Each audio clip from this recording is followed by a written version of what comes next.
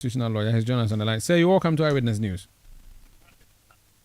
Hello, sir. Thank you. Yeah, good. Thank you. I was just engaging the member of parliament who thinks that it is wrong for the president to put his representative or so-called representative at the ministry when they have not been approved by parliament.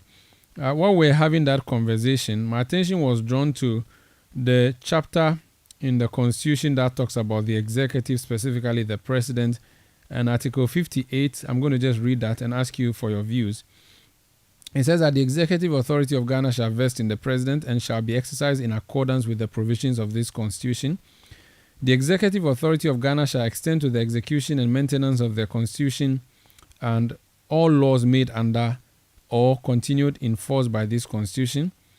And clause 3 says, subject to the provisions of this constitution, the functions conferred on the president by clause 1 of this article may be exercised by him either directly or through officers subordinate to him. A lawyer has just sent me a message saying that based on this reading of the Constitution, he believes the president is not wrong in putting persons who are his representatives at the ministries. The minority holds a contrary view. What's your reading of the law and also the actions of the president? Listen, it's totally wrong.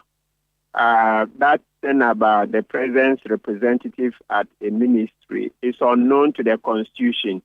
You see, the fact that it happened in the past doesn't mean it can continue to happen. No, let's get that distinction. Yes, it's true that we have situations where, in the past, 20 years ago, 15 years ago, 10 years ago, Ghana wasn't the same. More people now are interested in our politics than before. We are now engaging the system more because we see that politicians have run us aground. Now, I mentioned that the time Mills had this president's rep at the ministry, I found it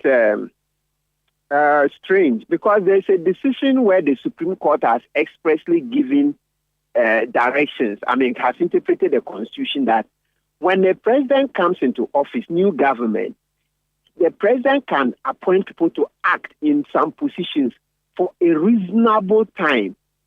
So I think at that time we did some radio interviews and I was pointing to J.H. Mensah as Attorney General. When you read it, go to the last bottom. It's just at the very end. Then you see that, in 2-3 lines, so in the circumstances, the president can appoint people to act for a reasonable time. So that's how come when it's at the beginning of a new government, when you say representative for active minister, I just say, J.H. Mensah as Attorney General, the Supreme Court says so. But this current situation is different. This is a government that took office. It's been how many years? 3.5 years, right? It's almost 3.5. So in this current dispensation, when it's this type of situation, you put a caretaker minister. A caretaker minister, not a representative. It's wrong. I think Okuboy should stop. He should go and sit at home and wait. Let's not rush. But he's acting on behalf of the president. He's been but the president got it wrong, Omaru. The president doesn't always get it right. Even you've forgotten the Domlevo citizens to that, Mr. President, you are wrong. International accounting agencies wrote to you, Mr. President, you are wrong. He insisted. We went to the Supreme Court and the law was thrown in the face of the president. I can count other cases where the president is lost in court. So let's not. The president doesn't know it all. It doesn't know it all. But I was asking Honorable Akando that if they, as Parliament, let it go in 2017, then it has become a precedent, and that's why the president has done what he has done again. And again, Parliament should not be allowed to hold the president to ransom, and that the president must continue to run his government with or without ministers. And if Parliament has refused, or maybe not refused, but has failed to approve his ministers, he should still be able to run his government some way, somehow. And if he thinks that sending representatives there to represent him is the way to go, then it is not wrong, especially since he's entitled to decide who represents him. And I've also quoted for you Article 58. No. People can always quote Article 58 out of context. People can always quote. It's not done anywhere. The Supreme Court has interpreted, like I told you, it's at the beginning that you can put acting people. So if you say acting or say representative for that one, I will grant it. But this one, the time-tested approach, you check other jurisdictions, is to put an acting, caretaker. Why is it that when the president started, was it not Esla who was caretaker minister for health? Yes, my understanding when this thing happened was that Esla was asked, Esla Usu, to be caretaker. And this is not the first time. This has happened so many times in the past where the president would ask somebody else to be a caretaker minister, not this representative thing. They say, look, we are maturing as a democracy. I sometimes just don't know why President Kufuor just wants to destroy everything about democracy.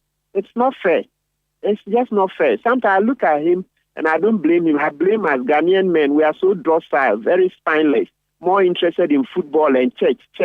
You know, looking that God himself should come down and beat up Kufuor for us. It doesn't happen. Oh. We are docile. That's the problem. Counsel, you are inviting a mob action on the president now? No, that example, I said, God, no. What are you inviting Ghanaian men to descend on the president, literally and physically? What I'm expecting Ghanaian men to do is to get up and demonstrate every day. Do you know how President Lyndon Johnson was forced not to stand for elections? In early 1968, what men in America did was that they used to go and wait outside the White House. Outside the White House, you know, in the peak of the Vietnam War, and then, you know, Martin Luther King, this one was assassinated, Robert Kennedy was assassinated, and the Vietnam War, Americans were losing lives, etc. So what American men did was that they were always out in the White House demonstrating, so eventually Lyndon Johnson announced that, okay, he would not stand. Don't forget, Kennedy had been assassinated earlier. Yeah, right. That was 1963. Yeah, so they build up all those things. So eventually he just agreed that he will not stand again. Okay. So we are too docile as a nation. What should Ghanaian women do? You've advised what Ghanaian men should do. What should the women do? They should also join. You remember what Yvonne Nelson did, the Doomsday Vigil, some years ago, 2015 or so. Yeah, and I hear she wants to do another one. Yes, Yvonne, I support you. I understand. Oliver Bakavoma and Co. Bahamis, you know, will come and join. Yes, we should do that. So, well, forgive me. When I said men, implied I meant women as well. So you meant everybody. Last everybody. Question. You voted for Akufo-Addo and campaigned for him in 2016. Why are you sounding the way you're sounding now? Because he's obviously shown us that he's worse off than Mahama. You know, we thought Mahama was the worst thing to have happened to our democracy. No, we hadn't seen anything yet. You see how Mahama is proving to be better than Akufo-Addo, at least on 4 fronts. You talk about democracy. Okay, so you check the democracy index. Mahama did better. You check corruption. Oh, that one there. Whoa, it's worse. Press freedom. Mahama did better. The economy better. With Baumia and all the grandstanding. If the fundamentals are weak, the exchange rate will expose you, etc. He went to China. Oh, China will give us 18 billion. We haven't seen the 18 billion. Saudi king will build 42 high schools in Ghana and a university we've not seen, etc. You see how all the lies, the misrepresentations, and the grandstanding is shown that Akufo-Addo and Baumia don't match up to Mahama. That's where my disappointment is, because we thought that, you see, Akufo-Addo at the time he was coming above 73. He was 73, right? So he said he will protect the public purse. No city will get lost. Now, what are we seeing? What are we seeing? You sound like you regret having voted for him in 2016. Absolutely. Now I can confidently say so, because now we're left with how many months to go, and I see that he's not repenting. Yeah, a few months to the election, I see he's not repenting. It's not good. It's a shame. Let's leave it here. It's a shame. That's Martin Kpebu, a lawyer, an activist who is tonight announcing his regret for voting for Nana Addo Akufo-Addo in 2016.